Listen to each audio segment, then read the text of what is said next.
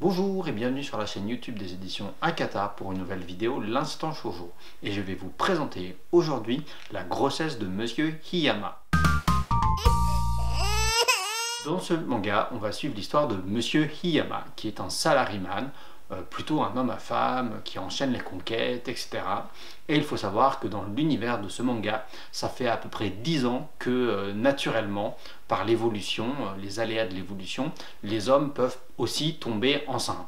Ce qui a évidemment beaucoup d'implications sur la société et beaucoup de choses, mais ça reste quelque chose qui est très peu commun et courant dans l'univers de ce manga-là. On estime à peu près qu'une grossesse spontanée sur 10 concerne un homme, et que voilà, pour un homme qui tombe enceint par inadvertance, entre guillemets, il y a 9 femmes qui tombent enceintes.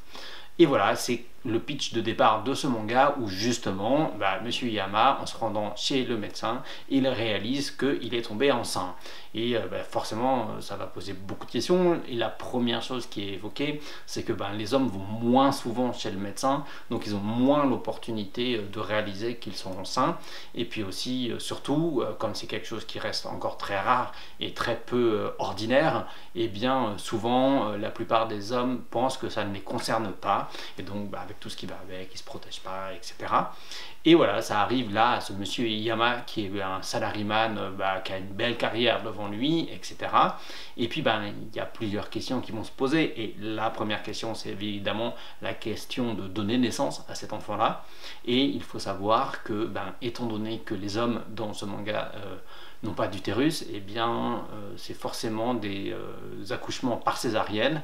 Et puis aussi, il est plus dangereux de faire des avortements que de faire les accouchements du coup en césarienne. De fil en aiguille, il va décider de donner naissance à cet enfant envers et contre tous, et ce qui est particulièrement intéressant, c'est qu'on va voir justement le regard de la société sur cet homme qui est dans une situation pas si ordinaire que ça, y compris dans l'univers de ce manga, comment les gens vont juger son choix, vont juger sa place, ce qu'ils vont penser, parce que il y a aussi, comme c'est quelque chose d'assez récent dans l'univers, et bien il y a un manque d'éducation et de connaissances sur le fait que les hommes peuvent tomber enceints.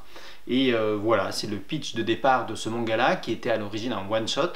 Je ne vais pas vous en dévoiler beaucoup plus sur l'histoire et son contenu. Simplement, voilà, il y a cet homme, du coup célibataire, qui est un homme à femme, qui va devoir trouver sa place, créer sa place, et justement pour dans la société en général, pour pouvoir assumer qu'il est un homme célibataire qui va donner naissance à un enfant. L'histoire, elle est construite en plusieurs chapitres, et en fait autour de Monsieur Hiyama, on va suivre le portrait croisé d'autres personnages, parfois des personnages féminins, parfois des adultes, parfois des adolescents, et toutes les implications que ça a. Et c'est vraiment une œuvre qui du coup questionne sur notre rapport justement du coup à la maternité, mais aussi à la paternité entre guillemets, et via ce processus qu'utilise l'autrice, il y a vraiment un questionnement justement sur plein de choses qu'impose la société aux femmes en général.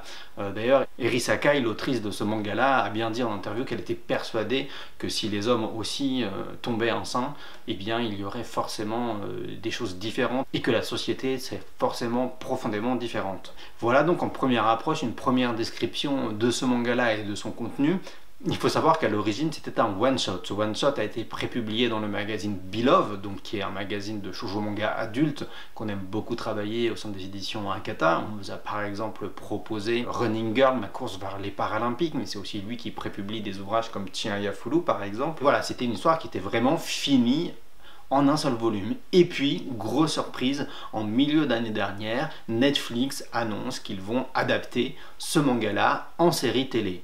Et forcément, ça a quelque chose qui a fait beaucoup de buzz, et à cette occasion-là, la rédaction du magazine Beloved a relancé la série, a réimprimé l'ouvrage qui était en rupture de stock, et on a créé une suite en 2 tomes, où cette fois-ci, on suit l'histoire de Monsieur Hiyama une fois qu'il a accouché, et qui est donc un papa célibataire. La suite de ce one-shot totalise 2 tomes et a été prépubliée intégralement l'année dernière. Et donc pour vous raconter un petit peu comment on est arrivé à publier ce manga-là, évidemment, quand il y a eu l'annonce par Netflix de l'adaptation en série télé, c'est quelque chose qui m'a forcément surpris, intrigué. Il s'avère que ce manga-là, qui était en rupture de stock depuis des années, je l'avais dans mes étagères et j'en avais un très très bon souvenir. Donc à partir du moment où il y a eu l'annonce, je l'ai tout naturellement ressorti de mes étagères. je l'ai relu et puis c'était une trop belle opportunité de pouvoir vous le proposer. Surtout qu'ils avaient annoncé d'emblée que ce serait une diffusion internationale. Alors à ce moment-là, on n'avait pas de date de diffusion et on n'a pas réussi, malgré nos efforts et malgré les efforts de Kodansha, à avoir d'emblée une date de diffusion internationale pour la série télé. On pouvait donc difficilement caler une sortie papier pour ce manga-là sans connaître la date de diffusion. On a donc décidé d'attendre, de connaître une date de diffusion pour pouvoir vous le proposer.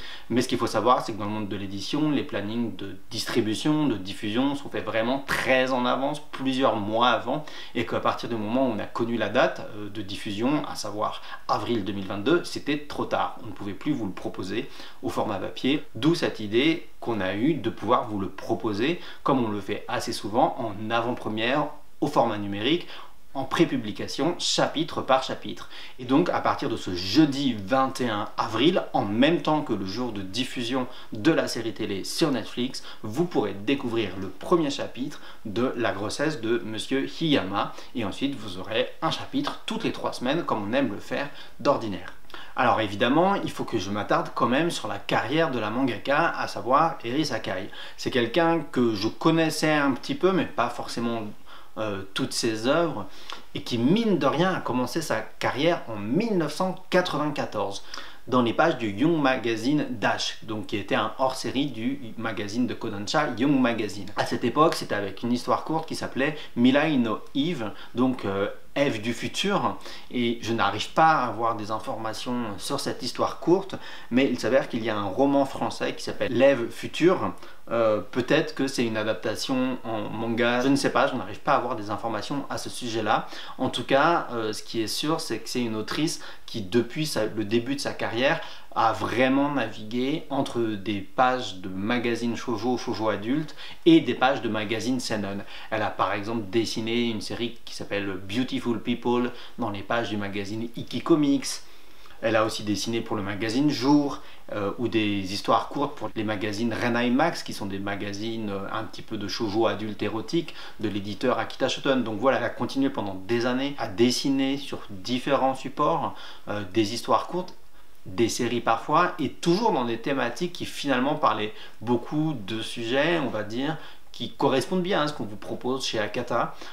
Voilà, elle a beaucoup parlé de l'adolescence, de la puberté, du rapport au corps, du rapport au genre et au sexe. Par exemple, elle a une série qui s'appelle Third, qui parle d'un monde futuriste où il y a un 3e genre. Et puis, dans les pages du magazine Beloved, elle a fait une série qu'en fait j'avais mis de côté personnellement parce qu'on avait déjà publié Rouge Eclipse, mais qui était absolument charmante et qui s'appelle Kagami no Maede Aimasho, et qui parle de 2 personnes qui changent de corps, qui inversent de corps. La personne qui est considérée plutôt belle et sexy et l'autre qui est un peu plus ronde. Et voilà, elle est toujours sur des sujets un petit peu humains, de société. Et une des choses qui me paraît importante de signaler, c'est qu'en fait, c'est aussi une autrice qui a connu une grossesse tardive, et elle a raconté ça aussi dans un manga autobiographique. Elle-même, dans la quarantaine, elle est tombée enceinte, et en fait elle a fait dans un premier temps une fausse couche, et elle a eu une 2e grossesse derrière ça. Et donc voilà, c'est quelqu'un qui a un rapport mine de rien assez véridique, assez vécu avec ce que c'est la grossesse, avec ce que c'est le fait de devenir une mère, d'enfanter, etc. Et évidemment, c'est aussi manifestement, vu sa carrière et vu les sujets qu'elle a toujours abordés, quelqu'un qui a toujours beaucoup questionné les rapports globalement homme-femme dans la société, le rapport globalement au genre, à ces choses-là, et donc qui rentre parfaitement dans notre catalogue. Après toutes ces dizaines d'années de sa carrière, elle a un moment où vraiment elle est sous le feu des projecteurs, puisqu'il y a Kentaro Oyama qui arrive là en série télé sur Netflix, mais ce n'est pas sa seule série qui est adaptée en série télé, puisque son autre série en cours chez Futabasha est également adaptée en série télé, drama, cette fois sur les chaînes de télé japonaises. Donc elle a 2 titres qu'elle a dessinés qui sont adaptés en série télé, qui prouvent bien qu'elle est dans des sujets qui plaisent, elle est dans des sujets qui parlent globalement à la société. société japonaise au moins. En tout cas, voilà, on est vraiment ravis de pouvoir vous proposer la grossesse de Monsieur Hiyama. C'était vraiment une super opportunité pour nous de pouvoir vous proposer ce titre-là dans ce timing-là. C'est pas tous les jours que Netflix adapte un shoujo manga en série télé. C'est arrivé assez rarement, par exemple avec Roger Eclipse, mais c'est quelque chose sur lequel on n'avait pas, hélas, pu rebondir à l'époque. Et là, l'opportunité était trop belle avec ce genre de titre-là, ce genre de shoujo manga-là, qui est tellement en phase avec notre catalogue et ce qu'on aime vous proposer, que c'était assez excitant de pouvoir profiter de cette occasion-là pour vous le proposer. Voilà, derrière ce pitch où voilà, on a la société qui a évolué parce que la biologie, via l'évolution naturelle, a évolué et que les hommes peuvent tomber ensemble, et bien ça donne vraiment une série qui regarde beaucoup de choses.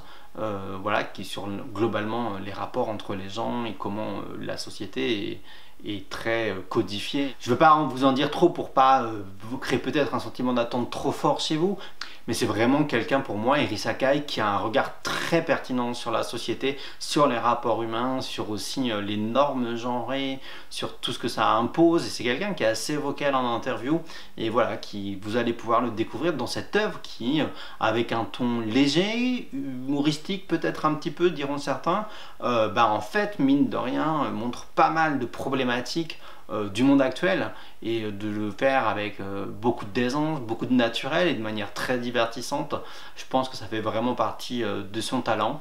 Voilà, donc j'espère que vous serez curieux de découvrir ce manga. Quelques mots avant de conclure tout de même sur le titre français.